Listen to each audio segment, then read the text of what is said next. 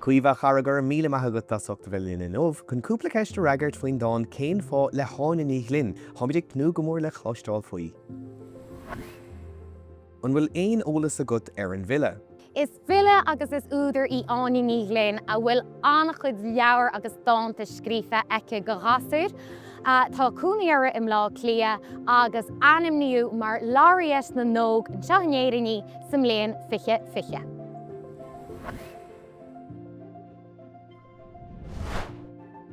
Cén fá le hána ní glén.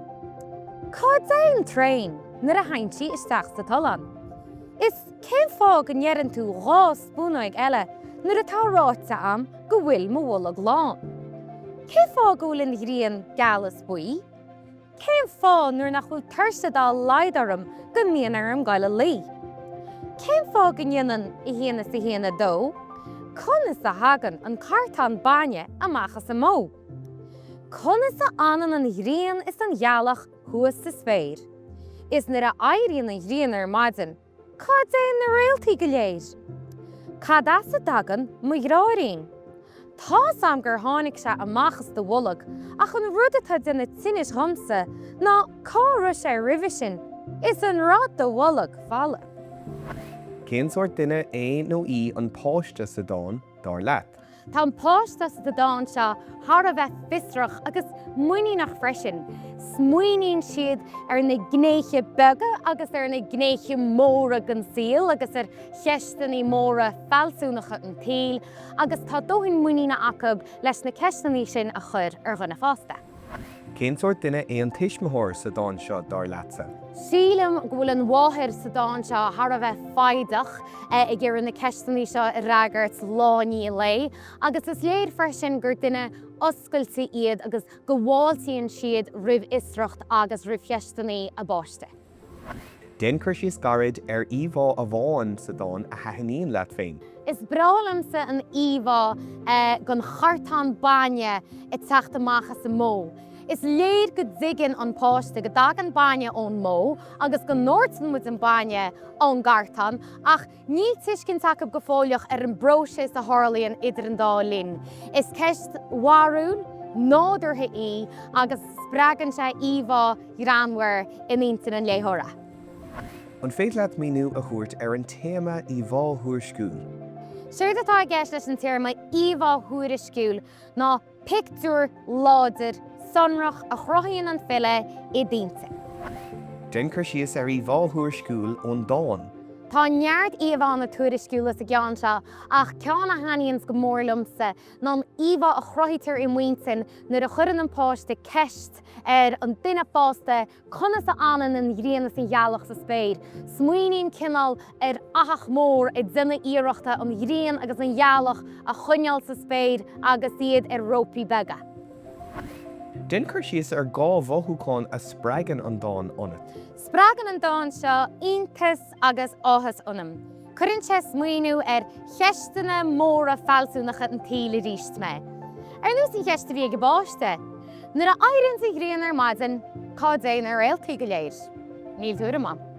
Spreagann sé áthas freisin an mar gúil meán páiste beg a hallú a chur na geisteannaí seo ar hisismitheoir Somála agus iad a réiteach a daoinéir nó mothisiúil sa barc. An dólaid féin go bhfuil tedal an dán a rúnacht an dán seo agus céan fá. Céan fá an tedal a tar an dáin seo agus sílim gur tedal thar a bheith ar annacha mar gur list de ceisteannaí atá gceist leis an dán in áiríide.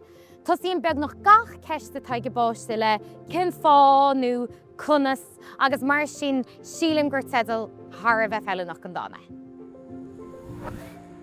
Den chuir síos ar struchtúr an dán agus ar an gcuí a gcurann sé leis an atmosfér sa dán seo. Tá struchtúr an siimplí I baint leis an dáin seo is list de ceisteannaí atá an in áiríide ach tá riam le sonrú ag deireadh na geisteannaí rud a hílimse a churann go mór le spríúlacht an dáin. Sampla thó seo ná cén fága é dhéanann I híon is a híon a dó agus conas a hagan an cartán baine ón mó. Is minic a labhraíonn páistí bega I nglórtha gealltháireacha sanna agus sílim go dagann sé seo tríd I nán an iníling. An féad leat chuir síos a dhéanamh ar théama an dáin. Na téimí is mútal ar bras a dáin se sílam ná sinantacht an fáiste, fistracht an fáiste, ionta sí an tail agus an gráclinne.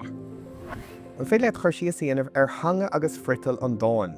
Úsas tar frital siimplí agus tanga nádartha sa dáin seo, mar gur scríbú an dáin seo ó forspictíocht an fáiste, agus bheith sé anzachar arranne páiste a haulú ar chuna gceist lí sa dáin seo más rud go ra meafar chasta agus a léhéad an úsáid. Cadí an lína is fearr leat sa dáin seo, agus céan fá. Is bralam an lína ag zera an dáin agus an páistebeag sa dáin a chur ceist ar an máthir maidir leis an dráín beag agus céas sa dánic se. Deran an páiste, cára sé rih sin is a rud do bhulach fála. Is bralam an lína seo mar gur ceistí seo atá chutha ag gach páiste ar dain ar runne fásta ag trácíns. Agus ní nach chéanas dó i láháin bíon an leanamh an molla ghámaí agus an ládar géan bíon siad in na baclaineice. Is míúiltaí brehan léanamh a tharlaíonn chuile lá agus ní héanaíon go mbíonn páistí óga i gcearr fólamhtucha.